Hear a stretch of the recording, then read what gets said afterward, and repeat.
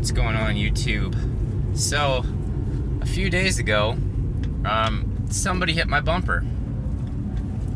And so what happened was, I was at work, I parked my car in the morning, came out at lunch, and there's just this huge scrape on my bumper. And I'm like, what the heck?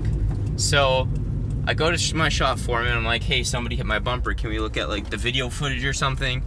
And then, so we go out there, and then we see that the guy next to me isn't there right now. So we're like, well, it's probably not him, because he's like very particular about his truck. So we're like, somebody must have like hit it, I guess, when they're driving a car to park it in a spot or something, right?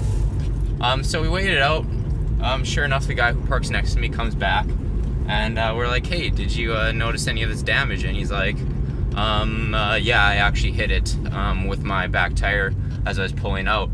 So basically, as he is driving out, he cut the corner too sharp, and the back of his frickin' F-150 tire dented in my bumper a bit, and scraped off the plasti dip, of course, and also damaged the paint underneath.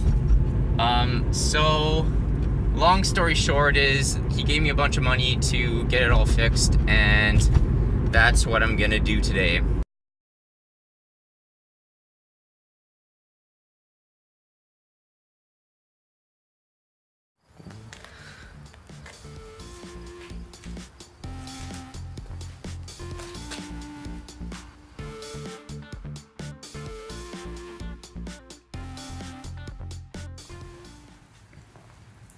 Alright, so it's been about 4 or 5 hours now of it drying. I think it feels good. It doesn't feel like it's wet anymore. It feels just a bit, no, not really sticky. It just feels like plasti dip, really. Yeah, feels like plasti dip. But now I gotta put the fasteners on the front of my vehicle again, and the brackets and stuff that hold the bumper on, and then put it back together.